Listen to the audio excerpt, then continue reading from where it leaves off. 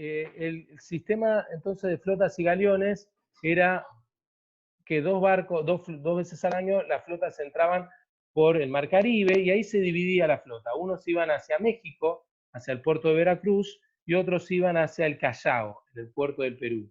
Por lo tanto, el único puerto habilitado al comercio en Sudamérica era el del Callao, muy cercano a Lima. Y los productos después tenían que entrar por tierra. E imagínense, para llegar a Buenos Aires tenían que atravesar todo Perú, parte de Bolivia, y toda Bolivia y parte de Argentina, la mitad, ¿no? Todo el centro norte, Jujuy, Salta, Tucumán, Santiago del Estero, Córdoba, Santa Fe, llegar a Buenos Aires, ¿cómo iba a llegar un producto, ¿no? Encarecido terriblemente por el flete, ¿no? Por el transporte, y por lo general entonces se daba el comercio directo, lo que se llama el contrabando, que eran barcos que supuestamente venían por acá y se desviaban, iban directamente al puerto de Buenos Aires o de Montevideo a descargar mercadería y a llevarse plata de la que se obtenía en Potosí, como vamos a ver, era la principal fuente de riqueza, ¿no? Pero el comercio estaba organizado de esa manera, en forma monopólica, solo España podía comerciar con sus posesiones en América,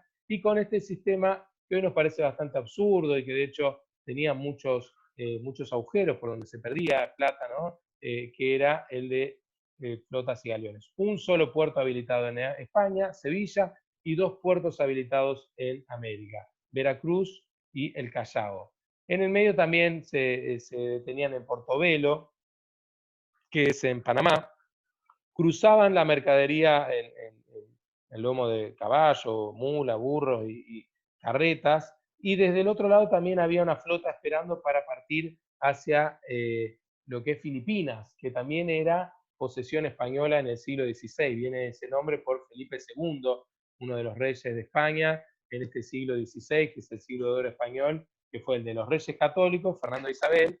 Uno de sus nietos, Carlos, que fue Carlos I para España, era el Carlos V en Alemania, por su otro abuelo era español, perdón, alemán, y después la figura de Felipe II. ¿Sí?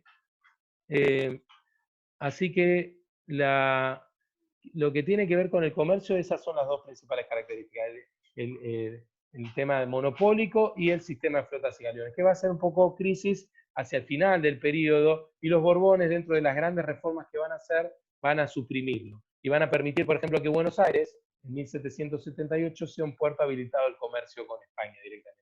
Se van a habilitar una serie de como de 20 puertos en América y otros tantos en España, y va a haber una flexibilización entonces del comercio, pero no va a terminar de ser monopólico.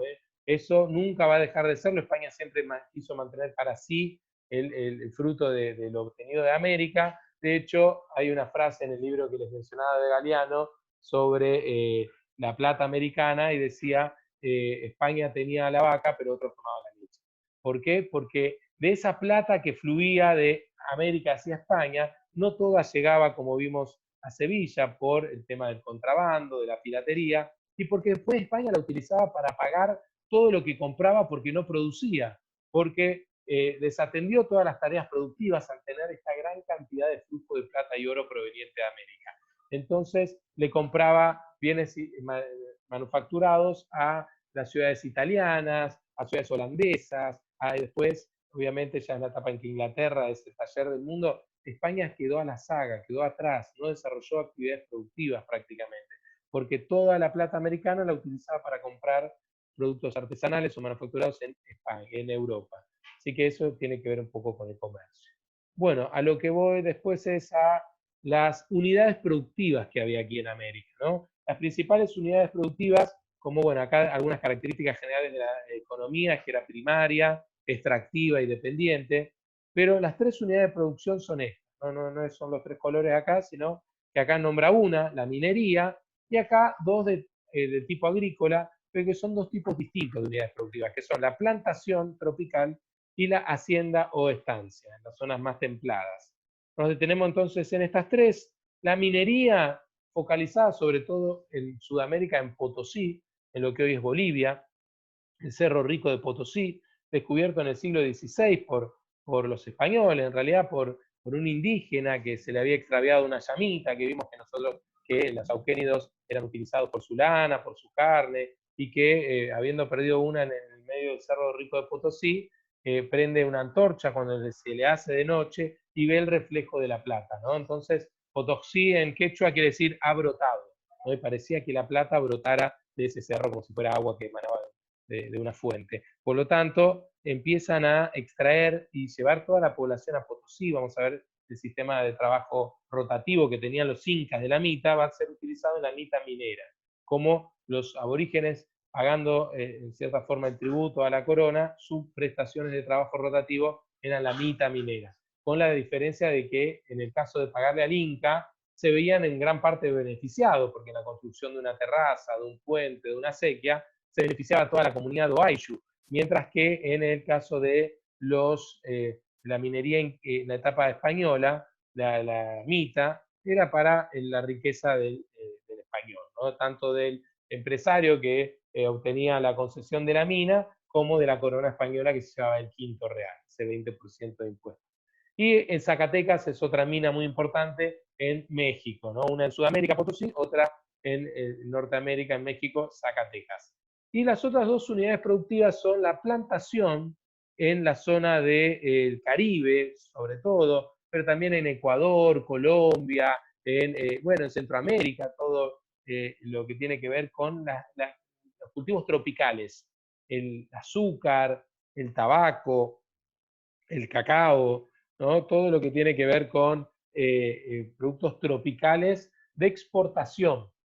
No es que se van a consumir ahí, sino que van a ser para el mercado externo, productos que en Europa no se conseguían. El cacao, por ejemplo, de origen americano, el tabaco también es de origen americano. Antes de la llegada de Corona América no había cigarros ni chocolate en Europa, lo llevan los europeos, los españoles, y el azúcar que lo introducen y va a ser el principal cultivo de las Antillas.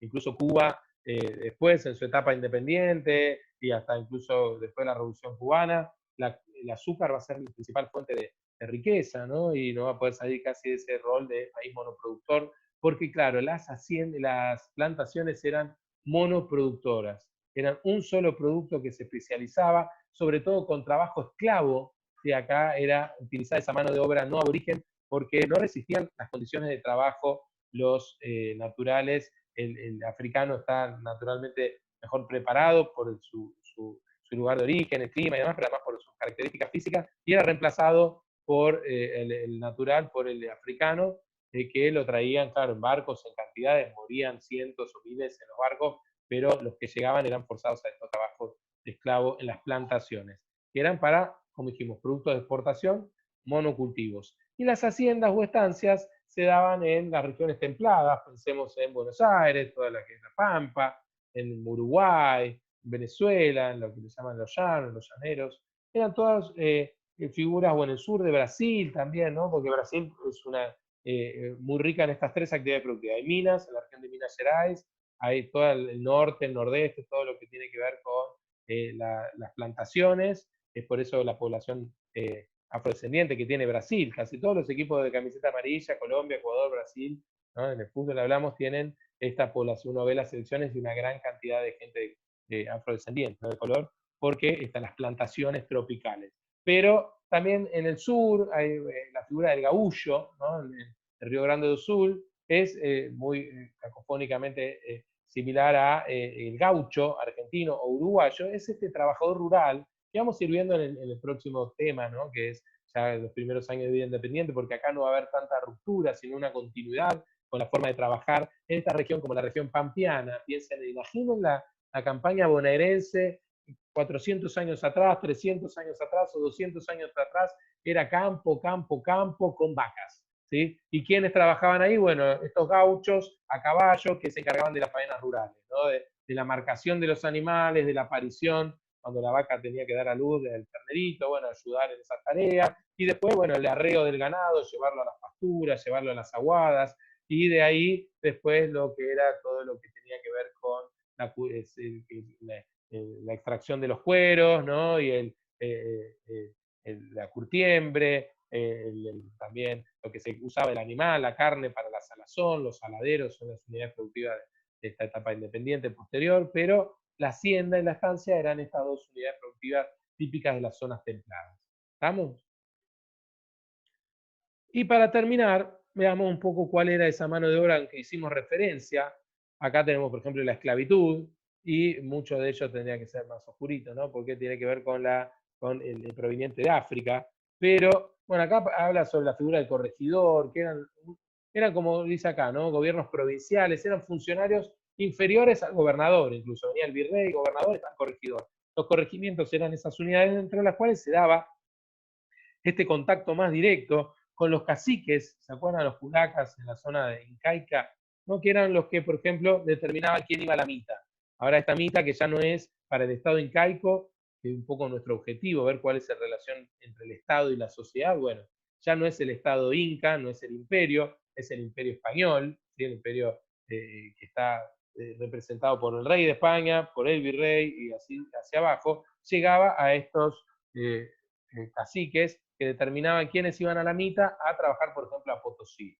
El Yanaconazgo también era una institución incaica que se va a resignificar y va a pasar a ser utilizada por los españoles. Que tenía que ver con esto también, el trabajo ya en áreas más rurales, el trabajo en el campo, pero que se extraía también en la región andina, de estos pobladores que en la etapa del imperio habían tenido algún problema con el Estado, con el imperio, era casi como un trabajo forzado o especie de castigo. Bueno, acá aparecía también la figura de Yanacona, ¿no? Y que, por ejemplo, nuestra asamblea del año 13, ahora que estamos entrando en la semana de mayo, y después, bueno, todo esto nos lleva a los primeros gobiernos patrios, hubo que abolir todo esto. Entonces, si uno ve el texto de la asamblea del año 13, va a terminar con la mita, la encomienda y el Yanaconazgo. Y la encomienda en realidad fue la primera de las instituciones, fue la utilizada en Centroamérica, que es donde llegan los españoles, y tenía que ver con estos indios que se le encomendaba a los españoles. Y como la conquista se hizo en nombre del rey de España, el rey de España le encomendaba al conquistador un grupo de naturales, del pueblo originario, para que velara por ellos, ¿no? Que los cuidara, que los incluyera en la fe católica, y a cambio podía obtener trabajo de los mismos. Entonces los papeles era como un contrato entre la corona y el conquistador, ¿sí? Una encomienda es como cuando uno va y quiere llevar un paquete de un lugar a otro, lo lleva en encomienda, bueno, es esto, yo te lo encomiendo, te lo doy, y era supuestamente para que los cuide, los trate bien, pero en realidad a la larga sabían que lo que primaba no era el cuidado o el buen trato o la evangelización, sino más bien el trabajo que recibían a cambio los españoles por parte de los naturales, y que fue totalmente abusivo, ¿no? Similar a la esclavitud, dijimos, no desde el punto de vista jurídico, pero sí desde el punto de vista práctico. De hecho, diezmaron a la gran cantidad de la población de la zona tropical, dijimos, ¿no?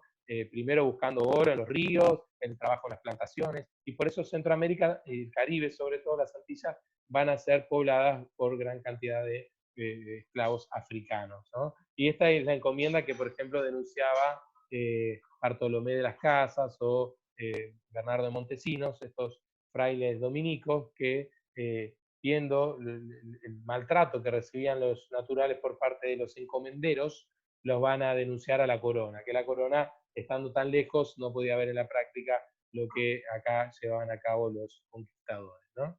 Bueno, y eso fue un poquito todo el repaso por lo que es la etapa colonial, ¿no? Yo igual lo compartí para aquellos compañeros que hoy no pudieron conectarse, y ya que eh, grabamos solo la segunda mitad de la clase, o sea, estos 15, 20 minutos, se ha perdido la primera hora. Después, bueno, coméntenle ustedes un poco, vamos a subir este pedacito, pero gran parte de lo que dije hoy está en ese presi, en el texto que le subí del capítulo mío, el fragmento correspondiente a la etapa colonial, y algo más que seguramente ahora en un tiempito iré subiendo para que puedan complementar. ¿Alguna duda de lo que estuvimos hablando hoy? Profe, yo tengo una. Sí, Javier, decime.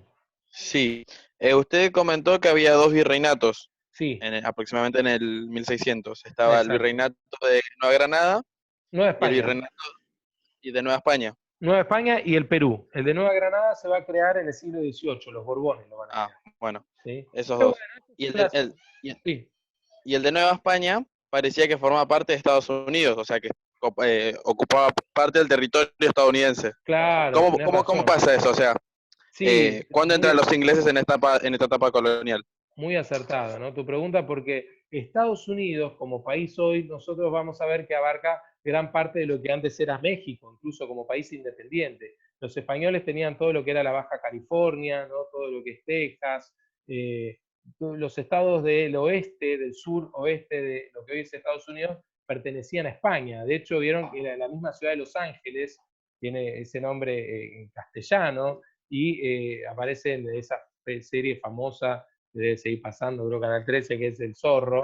El Zorro es una novela, es ficción, pero sí que transcurre en esos Los Ángeles colonial, ¿no? Que después pasa a ser México, y recién México los pierde en la guerra de Texas, ¿no? Cuando Texas quiere sumarse a la Unión, que era Estados Unidos, en 1845. En esa guerra en 1845 Estados Unidos triunfa sobre México y le quita gran parte de lo que hoy es el suroeste de Estados Unidos. Texas, California, Oregón, son varios estados rurales sobre todo, y que ciudades como Sacramento, Los Ángeles pertenecían a España, ¿no? Primero, y después de la independencia de México en 1821, pertenecían a México, pero en 1845 pasan a ser parte de Estados Unidos. Pero es cierto que el virreinato de Nueva España no era solo lo que hoy es México, sino también gran parte de lo que hoy es Estados Unidos. Muy buena pregunta, Javier.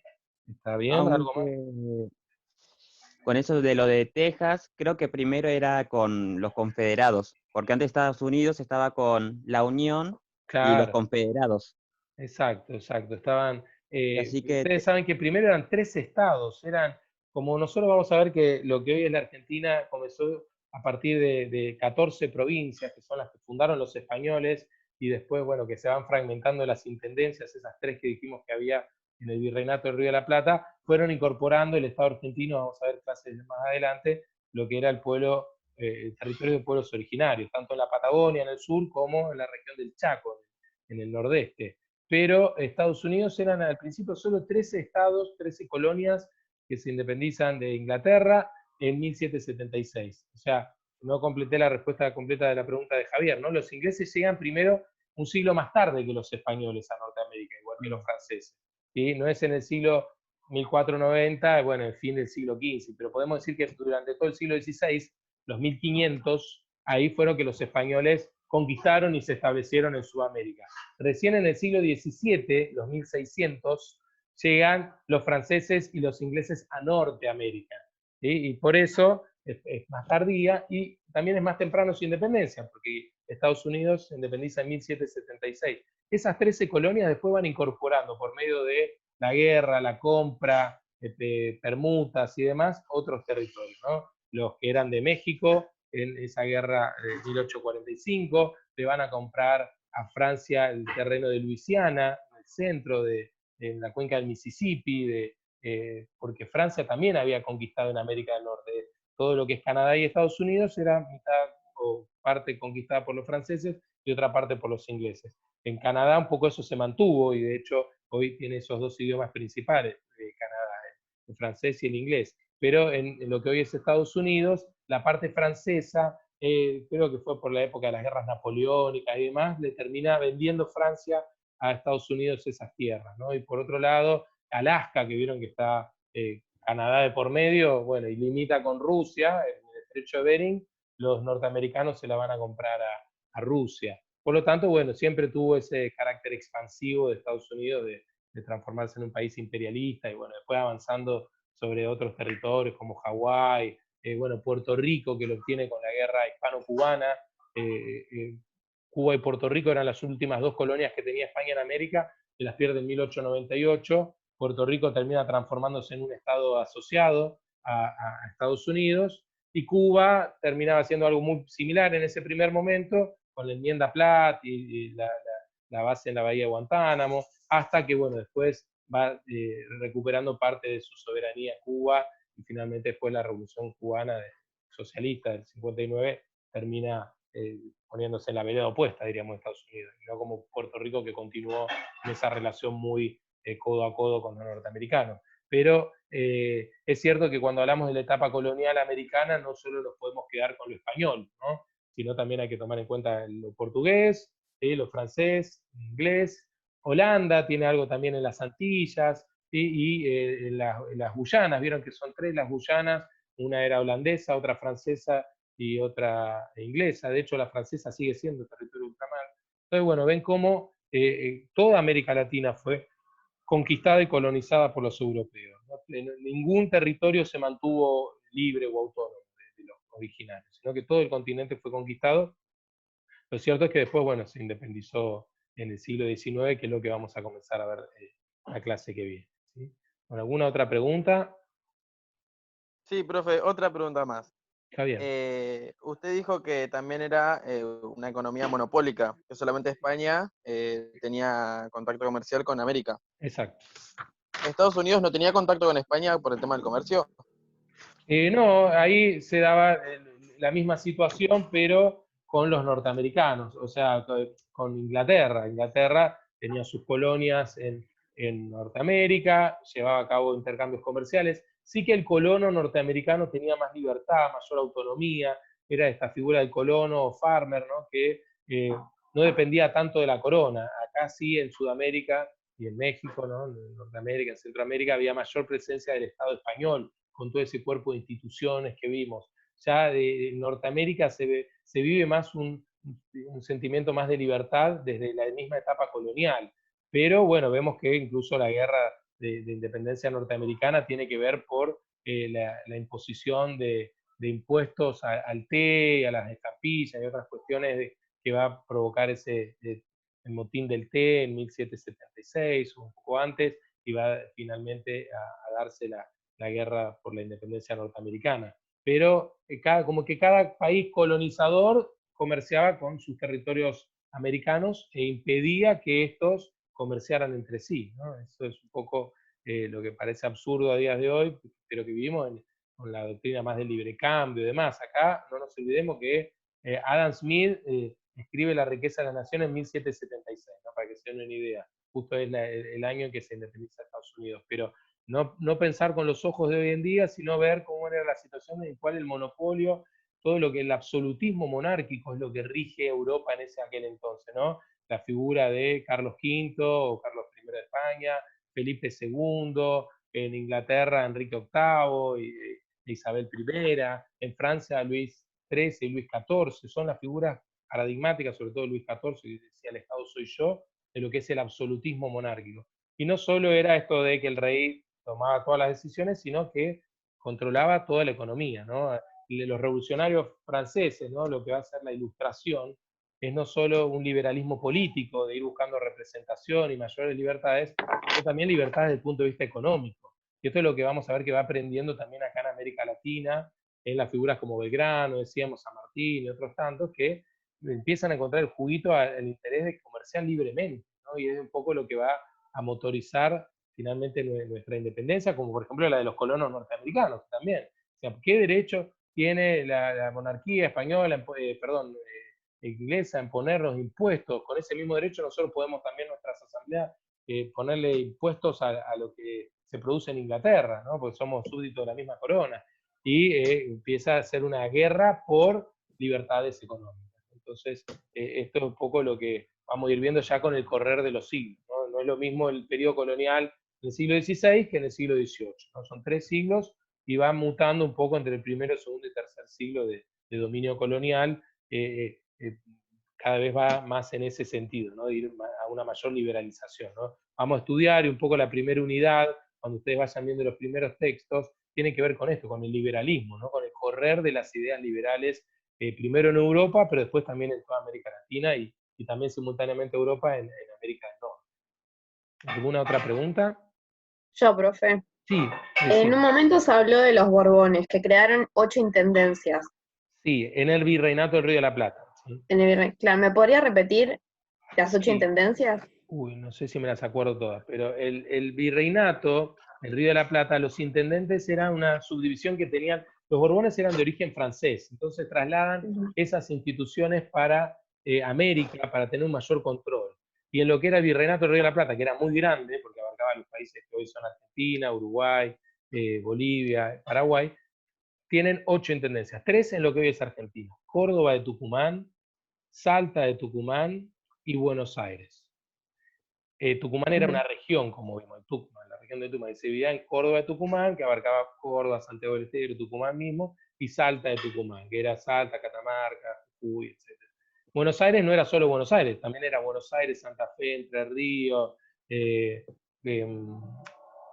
gran parte de lo que es la región pampeana. Pero después 4 de ellas estaban en Bolivia, y ahí es donde no sé si me las acuerdo todo, era La Paz, creo que era uno, La Paz, Cochabamba, Potosí y Charcas. Charcas, Cochabamba, La Paz y Potosí. Y otra era Asunción, que era la de Paraguay, ¿no? Entonces, estas 8 intendencias se van a empezar a fragmentar ya en la etapa independiente. Y de las 3 que eran del territorio argentino van a surgir esas 14 provincias, ¿no? Con el correr de los años, lentamente, a partir de 1810, 20, se van dividiendo esa intendencia de Córdoba, de Tucumán, Salta de Tucumán y de Buenos Aires. Y se forman, bueno, Entre Ríos, Corrientes, Buenos Aires, Santa Fe, la provincia. Eso lo vamos a ver en la próxima. Gracias. De nada, ¿alguna otra pregunta? Profe, ¿puede volver a repetir la de Bolivia? Potosí, Charcas, Cochabamba y La Paz. Pero bueno, eso es para el dato del tintero, ¿eh? No es que uno en un examen después tiene que saber estas cosas, es sí ir pensándolo con cierta lógica. Después les voy a compartir un video muy interesante que plantea toda la historia argentina, desde la etapa colonial hasta la creación del Estado moderno, con un mapa en la cabeza, ¿no? Un mapa que nosotros tenemos, el que estudiamos en la escuela, el mapita actual, pero hay que ver que esos territorios existieron siempre, pero correspondieron a unidades políticas distintas. Y esto que yo les estoy nombrando, vamos a ir viendo cómo va cambiando en el mapa, ¿no? Desde que en una época éramos primero una gran cantidad de pueblos originarios, pero después era virreinato del Perú, pero en 1776 pasó a ser virreinato del Río de la Plata, y subdividido en intendencia, y después se van a independizar y se van a ir formando nuevos estados en lo que era el virreinato, y lo que era Argentina, esas intendencias se van a ir transformando en provincias. Después se va a introducir, se va a incorporar el territorio aborigen. Entonces todo esto se ve muy bien en ese documental, que siempre trabaja con un mapa en la pantalla, para que nosotros en nuestra cabeza podamos ir viendo a nivel histórico ese mapa, que si no tenemos el mapa actual, y eso es cometer un gran error, porque no siempre fue así. Bueno, ¿alguna otra preguntita?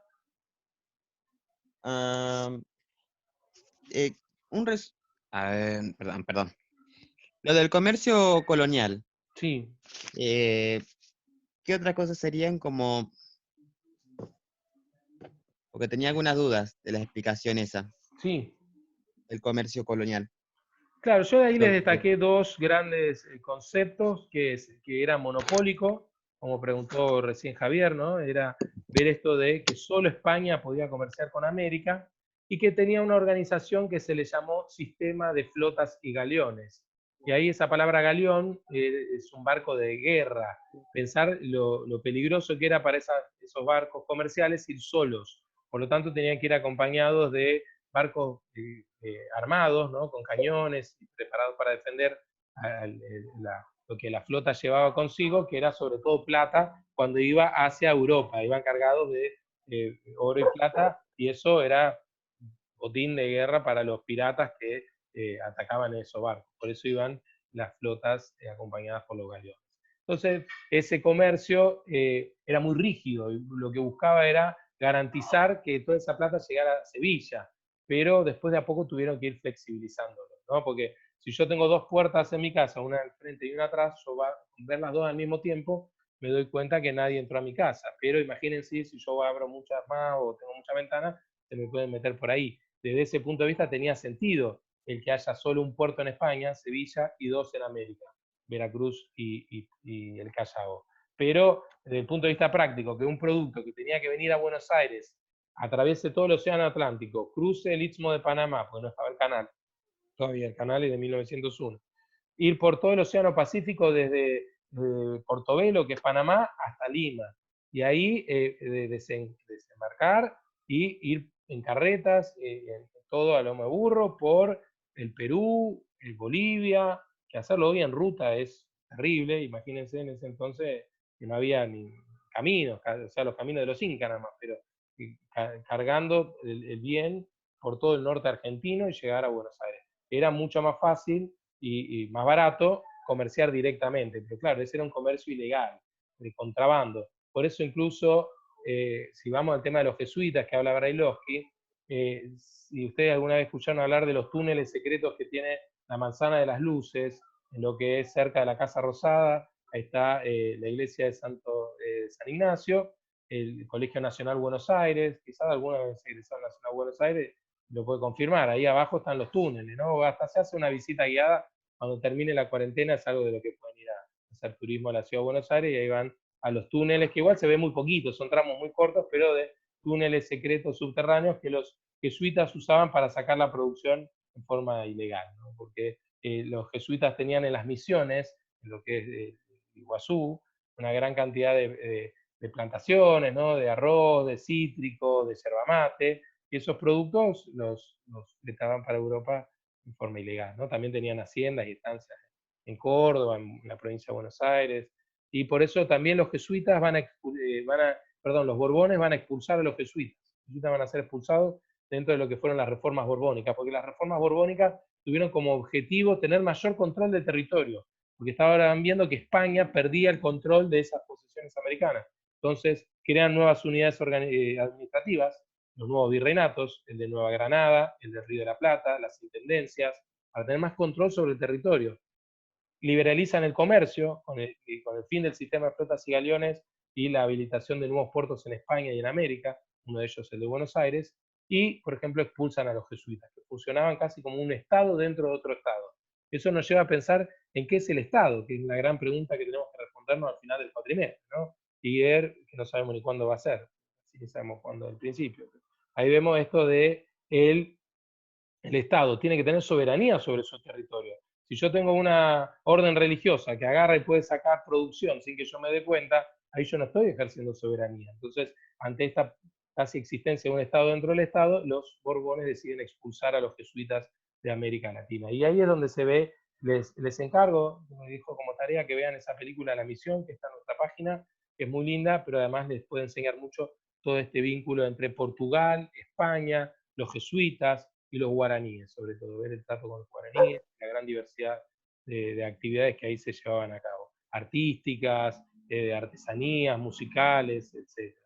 Bueno, ¿alguna otra pregunta?